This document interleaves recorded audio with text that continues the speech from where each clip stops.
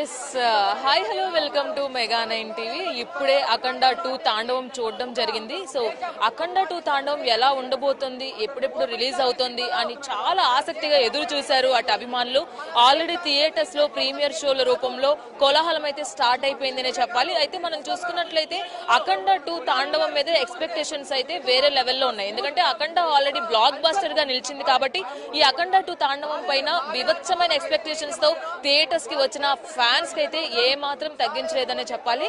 అయితే ఈ సినిమాలో మెయిన్ గా చూసుకున్నట్లయితే దేశభక్తి కావచ్చు, సనాతన ధర్మం కావచ్చు, అలాగే చెడు అలవాట్లకి అలవాటు పడొద్దు అనే పాయింట్స్ కావచ్చు, అలాగే బంధాల గురించి, బంధుత్వాల గురించి, వీటన్నిటి మీద కూడా చాలా చక్కగా చూపించారు.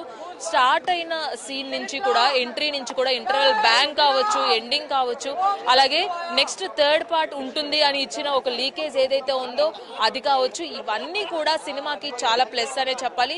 ఇందులో మెయిన్ గా మనకి గుర్తుంచుకోవాల్సిన డైలాగ్స్ కూడా చాలా ఉన్నాయి.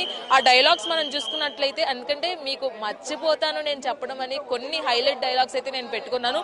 అందులో మనం చూసుకున్నట్లయితే బాలయ్య పవర్ 24 hours ఆన్ లో ఉంటుంది అనే డైలాగ్ ఒకటి, అండ్ అలాగే ఈ మన భారతీయులందరి డిఎన్ఏలో కూడా యుద్ధం అనేది ఎప్పుడు ఉంటుంది అనే డైలాగ్ ఒకటి, కాషాయం కట్టుకున్న దేశాన్ని చూడు అంటే కాషాయం కట్టుకున్న దేశాన్ని చూడు అని కూడా ఆయన చూపించిన విధానం కావచ్చు, ఇవన్నీ కూడా చాలా ప్లస్ అనే చెప్పాలి. అండ్ ఈ చెప్పిన ప్రతి డైలాగ్ కూడా, అలాగే సనాతన ధర్మం గురించి ఎంత చక్కగా చూపించారంటే మెయిన్ గా శివతత్వం కావచ్చు, ఆ హనుమంతుడిని చూపించిన విధానం కావచ్చు, ఇవన్నీ కూడా ప్రేక్షకుల్ని కట్టిపడేసే విధంగా ఉన్నాయనే చెప్పాలి. అటు శివతత్వం గురించి కూడా ఈ సినిమాలో చాలా బాగా చెప్పారు. ఈ శివుని ప్రత్యేకించి ఆ శివయ్యని చూపించిన విధానం అయితే వేరే లెవెల్ అనమాట.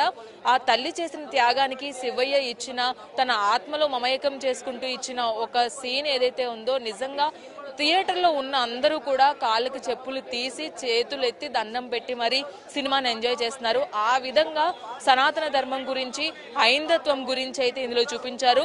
మొదలైంది ఇంకా అఖండ తాండవం అనే విధంగా ఈ సినిమా అయితే ఉండబోతుంది. ఖచ్చితంగా బ్లాక్ బస్టర్ ఖాయం. అఖండ మించి అఖండ 2 కలెక్షన్స్ అయితే సాధిస్తుందని కూడా అందరూ చెప్తున్నారు. కాబట్టి మీరు కూడా ఈ విజువల్ వండర్ అయితే థియేటర్స్ లో చూడండి. ఈ థియేటర్స్ లో కంపల్సరీగా చూడవలసిన సినిమా ఇది. కాబట్టి ఏ మాత్రం మిస్ చేయొద్దు. ఈ ప్రత్యేకంగా తమని ఇచ్చిన మ్యూజిక్ అయితే సినిమాకి చాలా ప్లస్ అనే చెప్పాలి. విత్ బీజిఎం తో సినిమాని మొత్తం కూడా రన్ చేశారనే చెప్పాలి.